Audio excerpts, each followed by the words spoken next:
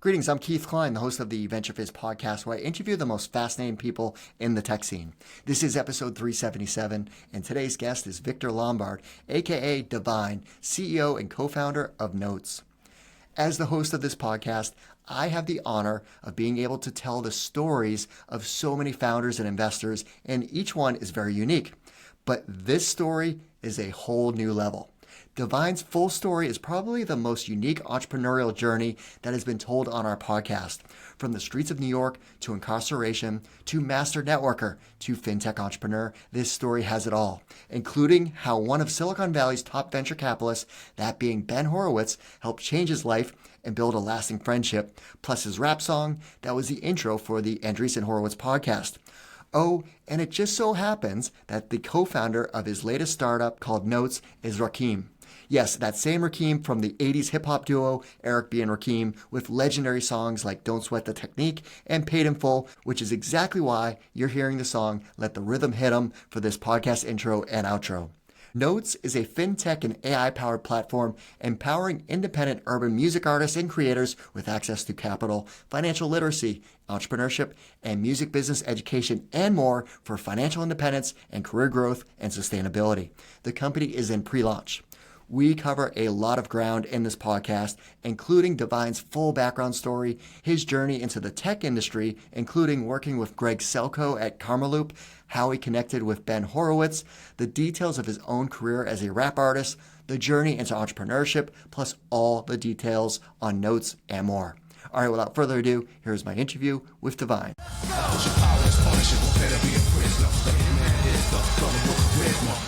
Divine, thanks so much for joining us. Well, thanks for having me. I appreciate you. I'm excited to talk to you. We're going to talk about your journey into entrepreneurship, what you're building in terms of the company, fintech company that is really impressive. But you've got some great musical roots that I'm probably going to go deep into your background as a musician too, because I just love all types of music, and rap is definitely a lane that I appreciate and started appreciating probably in the late 80s. So it's going to be a lot of fun. It's going to be a good story. I'm looking forward to it. So before we get into all that, let's talk about entrepreneurship. Like what is entrepreneurship meant to you? Man, entrepreneurship has always been at the forefront of my life since I was a little kid. I was always thinking, ahead of the curve. I was always figuring out how to do certain things when I was younger. First of all, since I was young, I always had a strong comprehension ability. I always been ahead of my time and very mature for my age. By the time I was in the projects and with my moms and going through that struggle, I had actually came up with a way to sell candy to the kids in the neighborhood. So entrepreneurship for me has always been about freedom. It's always been about having that ability to live the life you want and design the life you want. You know what I mean? And I've always had it in my roots since I was a youth. And I was always had a strong business sense I got from my father. He was an entrepreneur himself. And I just carried that out. Took it from, the streets and then got into corporate and then, got into, the corner offices. It's a fascinating story that we're gonna tell right here. So you're in Providence now, which is really cool. Yeah. Based in Providence, Rhode Island currently. Awesome. All right. Well, let's rewind the clock. So where did you grow up? What was life like? For you. Born and raised in my youth in Newport, Rhode Island. Middle class family. Mother worked. Unfortunately, she had a situation with my father. She ended up having a mental emotional breakdown, which led her to, eventually start using drugs and things of that nature, and led to me abruptly being thrust from a middle class lifestyle to the projects, which I spoke about earlier. And I just would use my intelligence to try to navigate my way through that predicament that I found myself in, take care of myself, my younger brother, and put food in the house, food in the refrigerator, take care of the rent, make sure things were stabilized the best I could. But yo, it was rough growing up, just going through that, which as you know, eventually led to a lengthy incarceration. Yeah, so I mean that's part of the story that I learned about you when I was doing my research. Like you had a rough go at first. Yeah, I mean, I still got a rough go. You know what I'm saying? Life is hard, man. Life is hard. Life is not easy. But I think that when you equip yourself with certain things, with information, with people, with resources, life can become much easier, right? Life doesn't have to be hard, but life's a struggle in general. And yeah, I went to the streets to survive. I didn't wake up one day say I want to be a crack dealer, and I aspired to be a big crack dealer. I was very influential in the streets at a young age. I was very, very became very, very big fast in the streets, which caught the eyes of the federal government. And by 19 years old, found myself in federal prison, being sentenced to 84 months in prison, 7 years. And yeah, it was a rough time, but I eventually got through it, and I found myself on the other side of things. So you were on the radar because of your success, like the wrong radar, of course. Yeah, exactly. I had great success in the streets. Like I said, I leveraged my intelligence, just growing up middle class and being exposed to, just intelligence in general. I leveraged that. I leveraged knowledge, and I was very, very strategic in my thinking, ever since I was a youth. So with that being said, I would leverage those innate skills and abilities I had, and I became very, very big, very, very fast in the streets in a sense of success, which led to my incarceration. So when did you start really like thinking about building like a company or building your way out of that lifestyle? Well, it's interesting you asked that because when I went into prison is when I realized that I always was running a business, right? I was doing the same exact things, all those transferable skills. I was doing the same exact thing. I was sourcing material. I was doing distribution. I was doing marketing, telling people about my product, making sure I had high quality product. Like these are the things I was actually doing. And I told you I was like entrepreneurial early on, even though I didn't really know the term entrepreneurship at the time. I was very entrepreneurial. I was very innovative in the way that I did things, right? And like I said, it led to my success. And those skills became transferable once I got into the formal entrepreneurship. And I learned about startup building and things of that nature. But again, I had always been inclined towards business and entrepreneurship since a young age. All right. So when I was looking at your background of getting into more of the tech industry, there was Karma Loop, which I've been in the tech industry of Boston since 1998. And so I was just like, wait, Greg Selko. So how did you meet Greg, and how did you get involved with his company? Yeah, Greg's my brother. That's my brother. That's one of my best friends right there. I can't say enough about Greg. So for Karma Loop, I guess for the audience who maybe not it was like streetwear, like e-commerce. It was a website for streetwear. It was a pioneering streetwear hub, if you would, e-commerce website that brought on all the latest and newest streetwear fashion. And so he was able to aggregate that into this one platform and became very successful. So with Greg, after I met Ben Horowitz, not to jump into the story, but after I met Ben Horowitz, Greg Selko reached out to me on Twitter, and it's like, yo, I got to talk to you. And he's like, and he DM'd me his number. So I'm like, yo, who is this dude? I didn't know who he was. I had actually learned about Karma Loop through my son. My son had told me about Karma Loop way before, and I remember the name when I said Greg Selko, Karma Loop, and I put it together because my son was in the streetwear fashion. He's a designer, a streetwear itself, so he was into that at the time, and he knew who Karma Loop and Greg Selko was. And it's crazy because my last time incarcerated, I came across an article about Karma Loop, and I actually had ripped out the article from the magazine and saved it, and thought about connecting with the Karma Loop platform upon my release.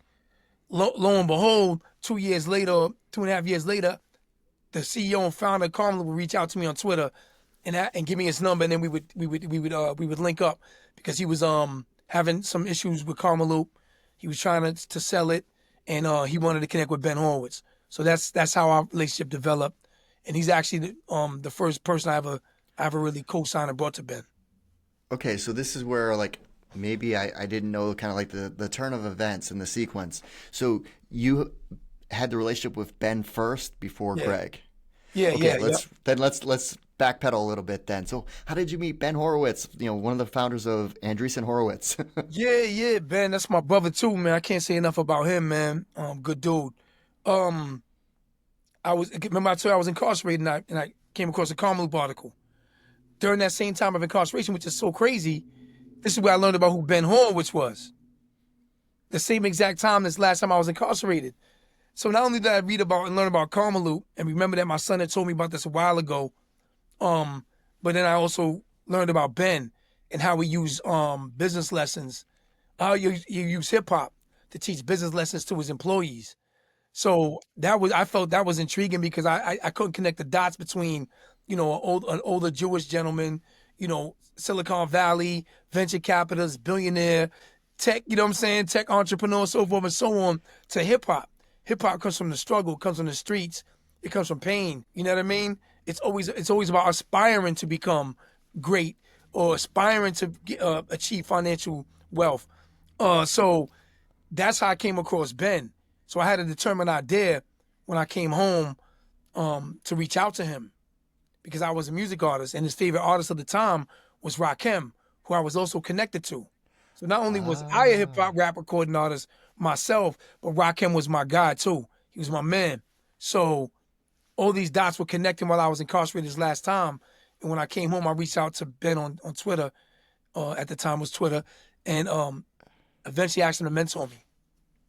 Wow, I love this story. Okay, so yeah, because for the audience, if you're not familiar, like Ben loves rap music, like that's one of his passions, right? Like, and he's like Nas is a investor, right? Like he's a very big time investor now Yeah, too, right? he exposed and introduced Nas to the venture capital world. Yeah. So yeah, Nas is involved with him. They're close friends, and Nas has had different investments with Ben. Yeah, and actually, I just saw today Nas is going to be performing in Philadelphia with an orchestra, Oh yeah, yeah, yeah. It's crazy. which was amazing. I was just with Rakim in New York at Carnegie. He performed. I saw Yeah, that on your Instagram. yeah, That is amazing. So, yeah.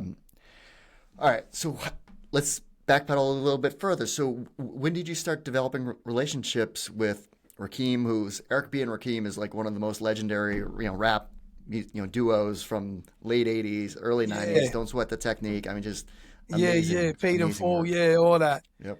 So yeah, I've always been a fan and consumer of hip hop, as well as a partaker.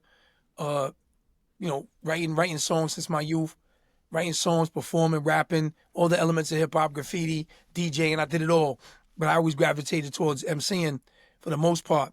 But hip hop raised me. Hip hop gave me a worldview. It gave me empowerment during the time when I needed it most in my youth, when I was going through the turbulent times with my mother's drug addiction and being in the projects and being in poverty.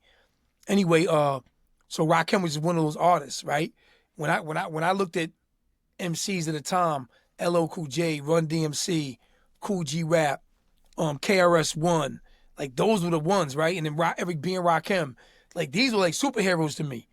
You know what I'm saying? These are the posters that hung on my wall. You know what I'm saying? Because I wanted to aspire to be like that, and it just gave me a great sense of self image, and just having that self esteem in a certain way. Just being an MC, controlling the crowd, and being nice with your lyrics. Anyway, I came across Rod N through his music, of course.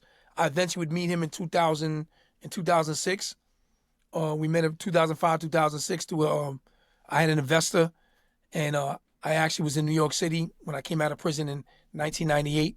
I was in New York City, ran into Rakim's associate at a tattoo spot in Harlem on 125th, and talked to him. He was going to connect me with Rakim. Unfortunately, I went back on a probation violation, so I wasn't able to meet Ra in 1998. Fast forward, I would meet one of Rakim's associates, people's in prison on my violation. He would connect me with his man, who was actually Rakim's hype man, a brother by the name of Bill Blass. He's a Brooklyn street legend. And and known throughout the music industry. May he rest in peace. He's no longer with us. But Bill Blass, I started connecting with Bill Blass in the streets, doing what we do in the streets, and he was connected to Ra. So that was my second opportunity to reconnect with Ra. But that wouldn't happen because I wasn't in the really music. I was in the streets again. So I wasn't focused on music at this time when I came home.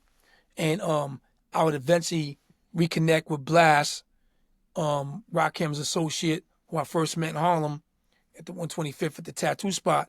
We would reconvene in Providence. Rakim had a show, and I had an investor at the time. And we all reconvened, and we all came to the show. And that's when I finally met Ra, with Bill Blass there, with Rakim's other associate I first met when I came home in '98. So it was like almost like a reunion. And I connected my investor at the time. He was a jeweler. I connected him with Rakim to potentially invest in the 7 Seal. Wow. What a story. Yeah. Like, it's just fascinating. So, okay. So, I know I'm jumping around, but, It's fine. So Ben Horowitz, he agreed to be your mentor, and then you wrote a song for their podcast intro. Yeah, I did a few things. I asked Ben to be my mentor. It really wasn't a question of saying, giving me an actual answer. It was more so like I had a Kickstarter at the time. I told him about it. He went and trying to check out my skills. He came back and DM'd me on Twitter and was like, "Yo, I juiced up your Kickstarter, and here's my email address. If you have any questions, reach out." And that was kind of how it transpired. And then from there, we just became fast friends. Next thing I know, I'm in New York City meeting him for the first time in person. And then a week later, his wife Felicia, who's an angel, she called me and invited me out to Silicon Valley, to their home to celebrate Ben's birthday with close family and friends. And so that's kind of how it just developed. And honestly, it took me like 3 or 4 years before I even used his email to ask him a question. So, you know what I mean? It was kind of crazy. Yeah, I found there was coverage about the song in TechCrunch, and so I listened to it. It was great. And then so this Kickstarter was for your album. Right. So yeah, to tie that into what happened was Ben put I think it was $500 on my Kickstarter. Him and his wife Felicia would eventually become my largest pledges and help me, complete the raise. We was raising $7,000 at the time. For my debut album. So yes, Ben actually helped release my first album. Yeah, my first album. And anyway, what happened was I would take the $500 I had in my pocket, and I would go to the studio and I would write the song that you talked about. And the song was called Venture Capitalist, subtitled like Ben Horowitz. So I would write this song, and then we would write the song, it would go viral. We did the video, and then it would go viral. And that's kind of what really put me on on the radar of the tech community, of the tech community, because I was featured in TechCrunch. The video was actually featured in TechCrunch, and my relationship with him and how it developed was actually featured in TechCrunch. It's my first time in TechCrunch, yeah. No tech product. I mean, it's that's why I was like, this is a fascinating story, a journey of how you got, next thing you're hanging out at a billionaire's home, in Silicon Valley, right? Yeah. You know what? I think the lesson there is don't be shy. Don't be afraid to reach out. You never know. He's a very, very busy person, but you know what? You connected the dots and built a friendship. Yeah, it's wild. You say that. You say that because a lot of people would always ask me when I was in Silicon Valley and around this new space. People were like, I can't believe you reached out to Ben Horowitz. Like how you said it. I guess there's a fear in that. But I've never been I've never had that type of fear. I've always been a go-getter. I didn't have anything, so I got to go get it. So what really is going to stop me? Right? So my response to that when they say, I can't believe you reached out to Ben Horowitz, my initial response, I can't believe you didn't. Right. Yeah. Yeah, I can't believe you didn't. You know what I mean? So it was just the right time and the right elements, the right chemistry. Everything was just it was perfection, man. And it happened, and it's affected my life to this point. All right, so you did release the album. I listened to it 2 times before we jumped on. Yeah, So cool. Thank you, man. Yeah, I'm back. I'm back. And then Yeah. Smooth on, Dawn. or like the two like songs that I mean the whole thing I thought was great, but those were the two that stood out. Right. So like what goes into were you always writing like what goes into like because there's so much involved in making an album, right? Yeah, man. Yeah, So man. how did you like get recording space, writing, the beats, like the music, like everything? Like, how did Yeah. Thank you so much for asking about the music. 'Cause I really get music questions, right? So thank you, because it's my first love. Again, like I told you, coming up in hip hop, in the early '80s, and listening to even before that, like the '70s, just listening to hip hop, Sugar Hill Gang, all that, right? The Message, and all that. Just being influenced by hip hop, being immersed in it, and just using it as a way to express myself. Like I said, I eventually gravitated towards emceeing and lyricism because that was the way that I would be able to express myself, how I felt about life and what I was going through at the times. And so I've been doing that since I was 10 years old. I've been a songwriter since I was 10. I would perform in school, at the talent shows. I would write my songs. I would do dance routines. I was a break dancer, and all that. So having all that, just being a creative, I've had my mind in that space since I was young. So with coming up, it's just funny because this is how I came exposed to Apple. This is how I learned what Apple was way before the iPhone. Way before the iPhone is now in every ghetto or every urban community you could think of, right? The iPhone is just there. It's a staple. But before that, I would actually go to the studio, and that's when I first came across Apple Macintosh, because that's when they were starting to use the MIDI. You know what I'm saying? The musical instrument digital interface with the computers and doing the music on it. So I would see this funny looking thing, a module or whatever, screen and all that was an iMac. iMac. And we was using that to make music. So I was really exposed to Apple and technology early on because of music. You see what I'm saying? So to come eventually to technology, it only made sense because I've always been intrigued by technology. So anyway, I would get studio time with people that were older than me around my way that also did music.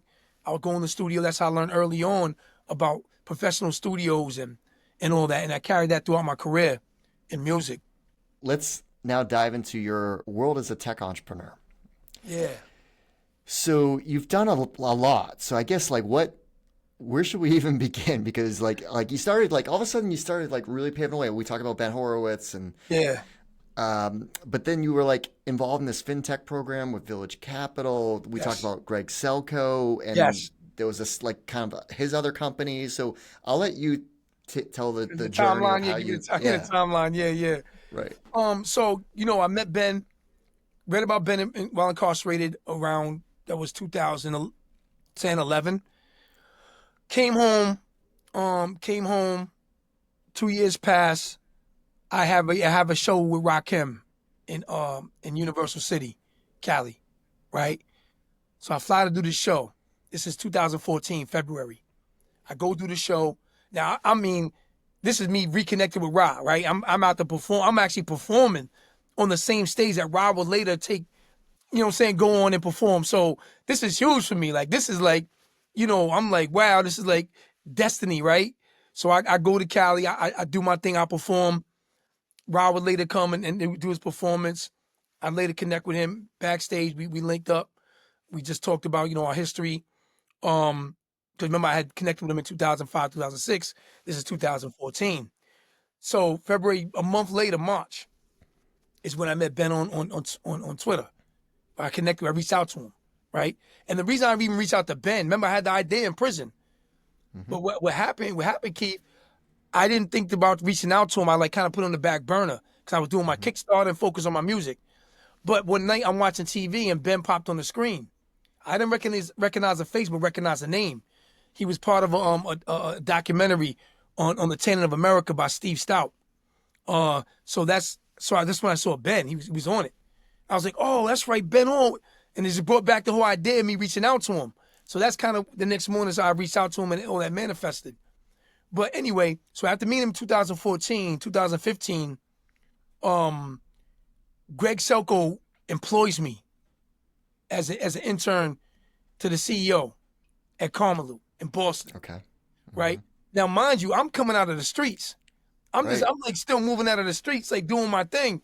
And when I got solidified with all that, I'm slowly moving out. That kind of like, that was it. Like, I'm in corporate now, right? My first corporate situation.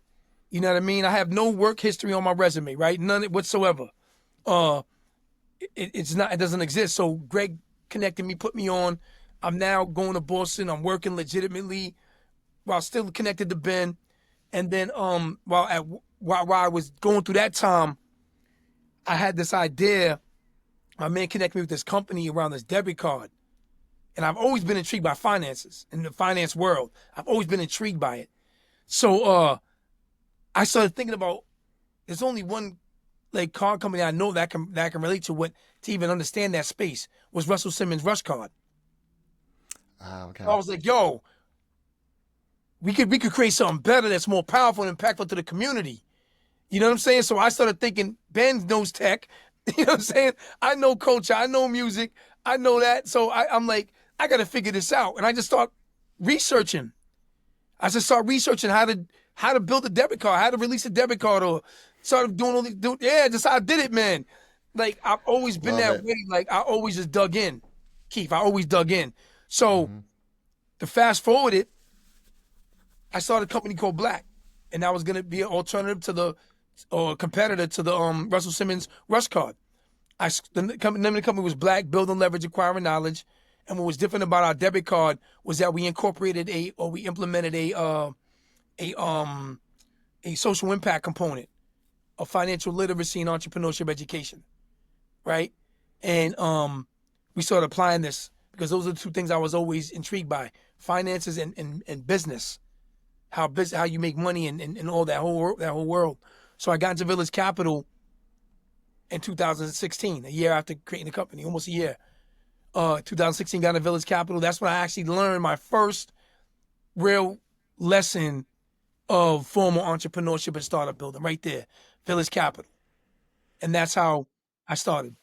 And Village Capital is it's fellowship, right? Yeah, it's accelerator. Yeah, it's an accelerator. Yeah. And you ran that company for 7 years?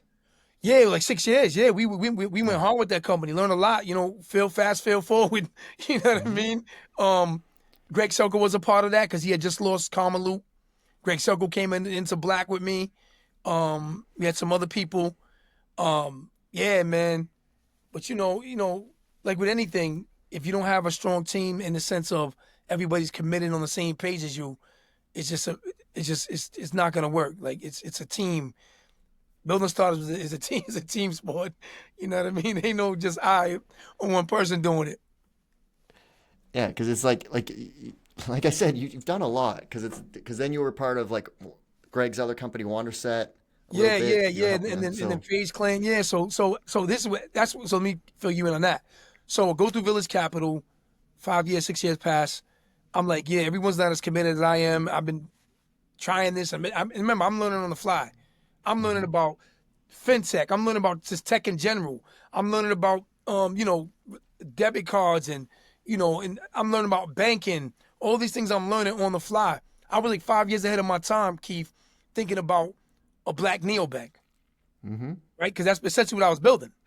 Right. So I was 5 years ahead of my time, but I just didn't have the resources or the education.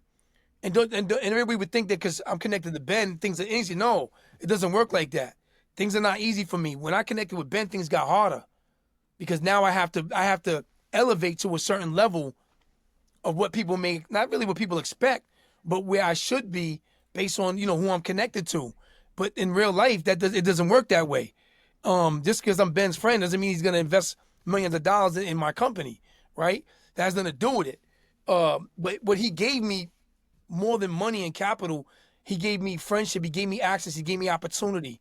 And not only did he do that, his wife, Felicia Horowitz, did double down on that, and they embraced me as family. So that was bigger than any capital investment in my company from Ben or Andreessen Horowitz. But anyway, I would eventually go and work at one of Ben's portfolio companies in Silicon Valley. I would move to Silicon Valley.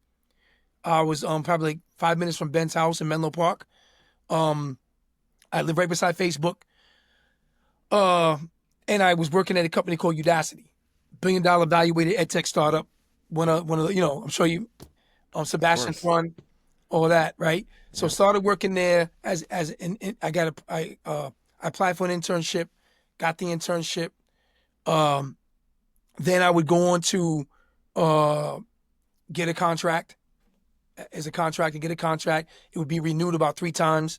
So I learned a lot going through that whole experience in corporate. But prior to that, I was actually working at the Last Mile. I found my own job at the Last Mile in San Francisco. So that was my actual first job in nonprofit, right? Working in nonprofit with Chris Redlitz and Beverly, and we're working with them at the Last Mile.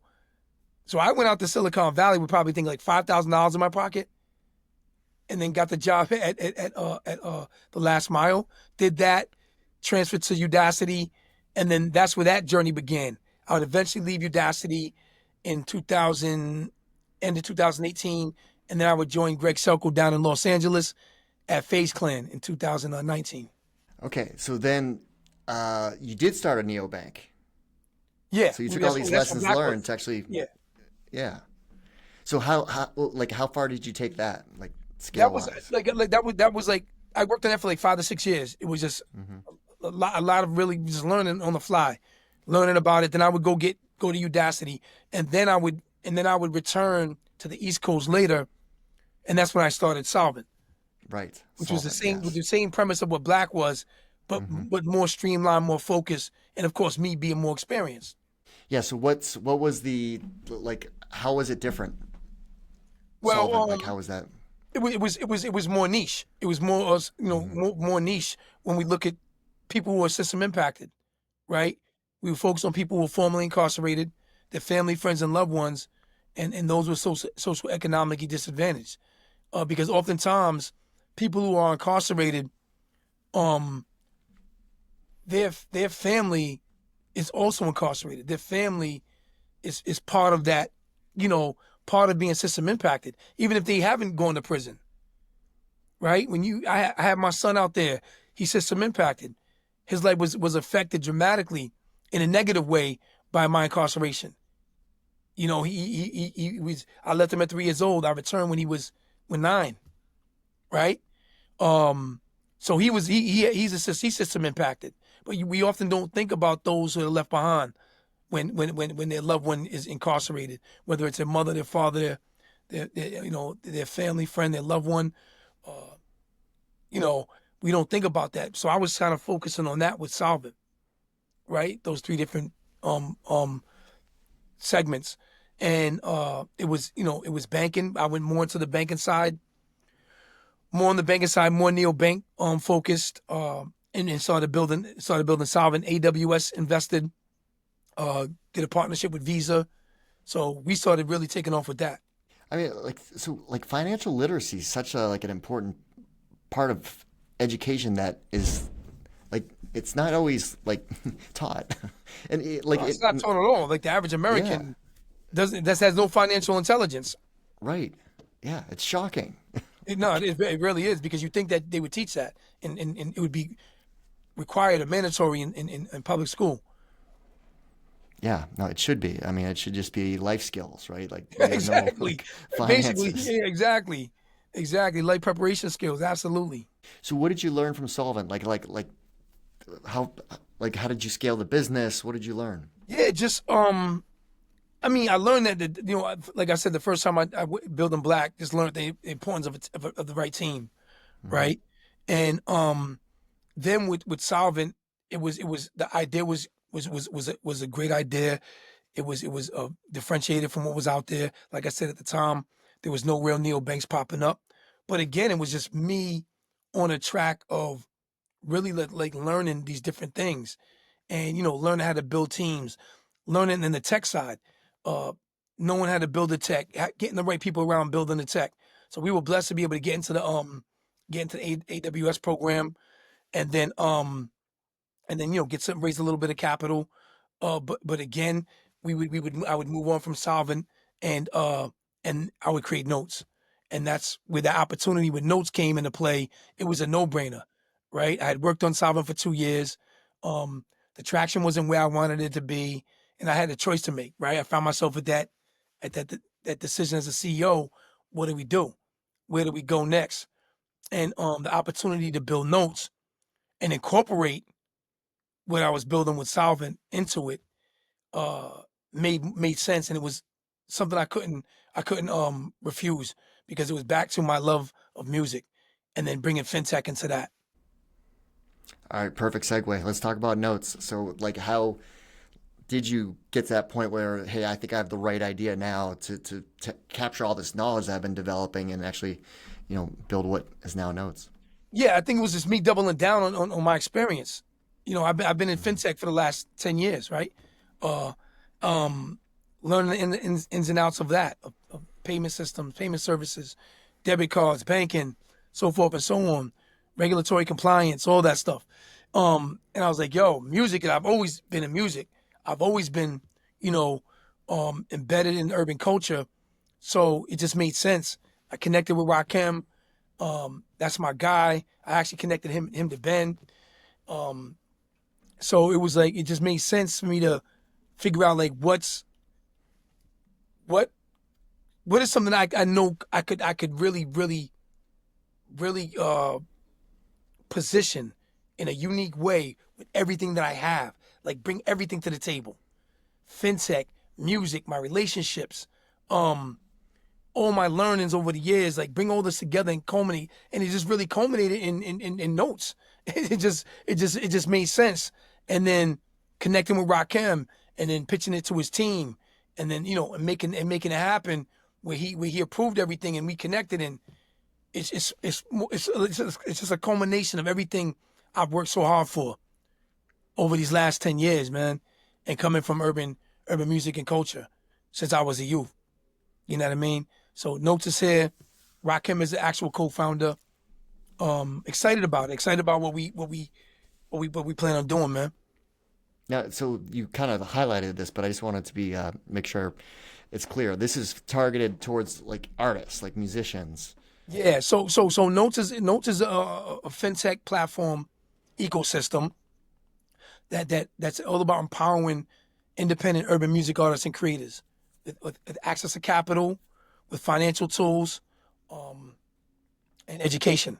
Because the music industry is another industry that's a mess, right? Like earning money as a musician is very difficult. Like, because what your payments out of Spotify aren't going to pay the bills. Right. Exactly. It's a very exploitive and predatory industry. It has been for eons, right? It has been since inception, actually. And a lot of these urban music artists and creatives have suffered, right? While others got rich on their IP, their name, image, and likeness, their creativity. It's just another one of those stories of an industry that needs to be changed, and it hasn't changed.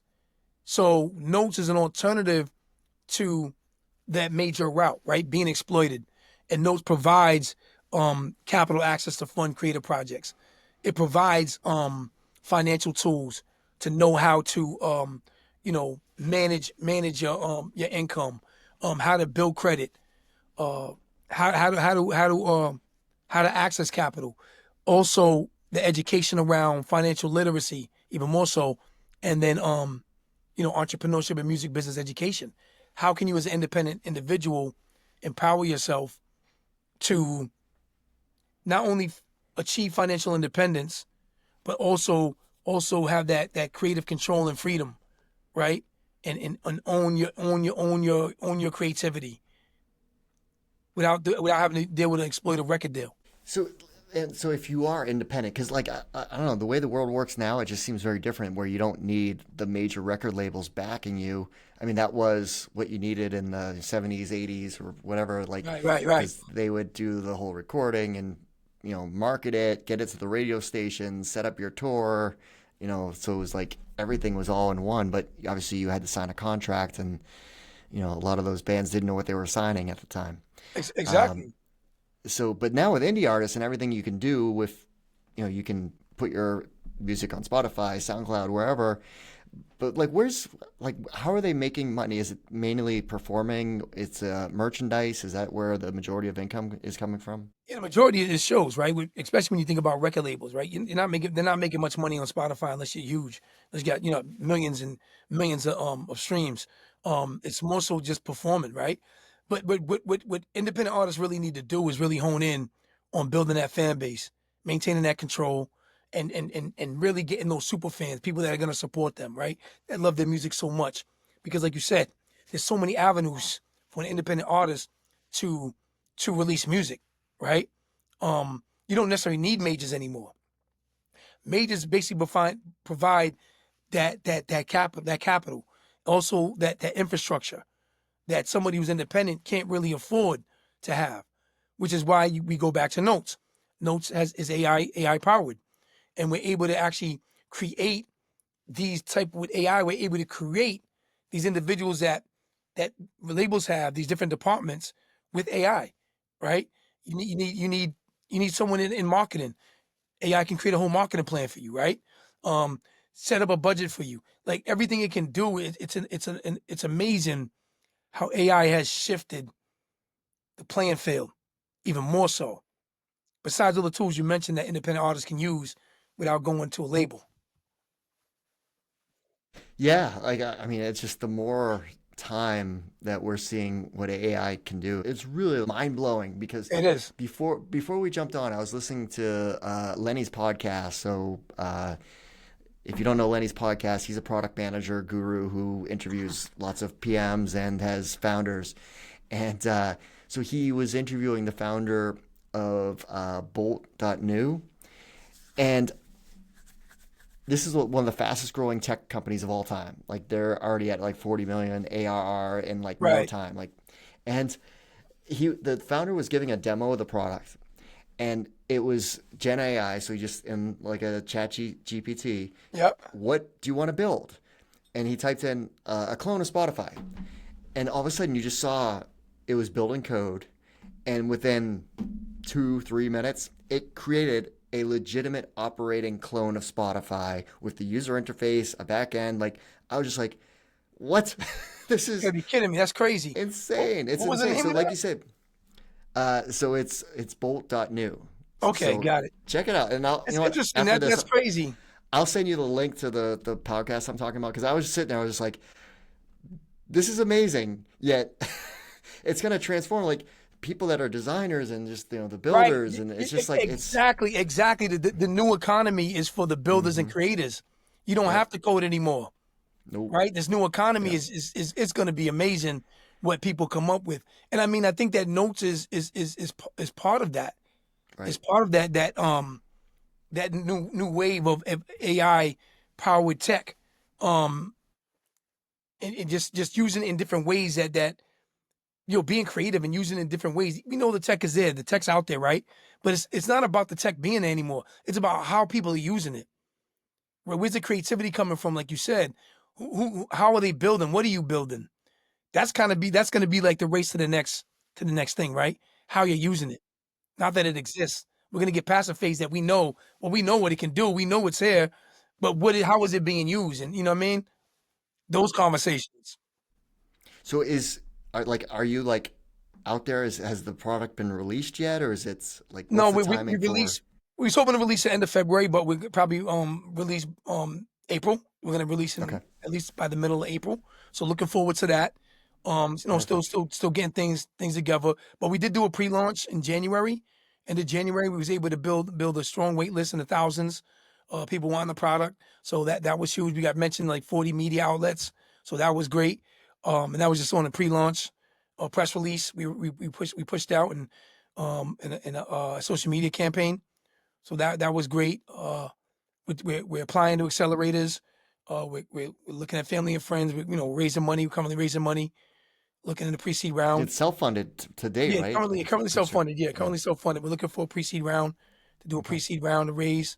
So yeah, we're excited, man, about the future and to be in business with Rakim and to have Rakim at the helm of this, with his his global brand power and his cultural relevance is like it's amazing, man. And think, I was that young kid in the hood in the projects listening to Eric B and Rakim, thinking of a master plan and trying to get paid in full. You know what I mean? And to be here now with notes, with Rakim is just It's amazing. amazing, man. And you have his son on your team too, right? Yeah. Son Mel Griffin is part of the team. He's the head of partnerships. He's also an independent artist himself. So, you know, All right. Well, we've gone through your journey, which is fascinating. So, what advice would you have, to foster more entrepreneurship across, minorities, like different underserved populations? Like, how can we foster more entrepreneurial activity? I think that go where the people are. Like you have to create programs. I think awareness, access, opportunities, mentorship, frameworks, and pathways. Like that's what I always think about because I think of my journey, and those were the things that led me to being able to achieve what I've achieved. Right? I was given that awareness. I was given that access. I was given opportunity. I was given a mentorship, the framework, and the pathways. And so I think that going where these individuals exist that need this most, and empower them because they don't even know it exists. But imagine if they did, what they could do. Well, how about like all the lessons you've learned as an entrepreneur building companies? What are some of the highlights there? Oh, it's much harder than it looks. You know what I'm saying? It's much harder than it looks, right? Because if everybody can do it, everybody would, right? If it was easy, everybody would be doing it. But just really, I gotta harken back to Ben. Just a lot of things Ben says about that. Just you have to have courage. It's hard. You have to have courage. Think big, start small. There's so many different things. And you really need a team. Like I just think you have to have a team from the door. Like you have a great idea, but being a solopreneur is even harder than doing it with a team.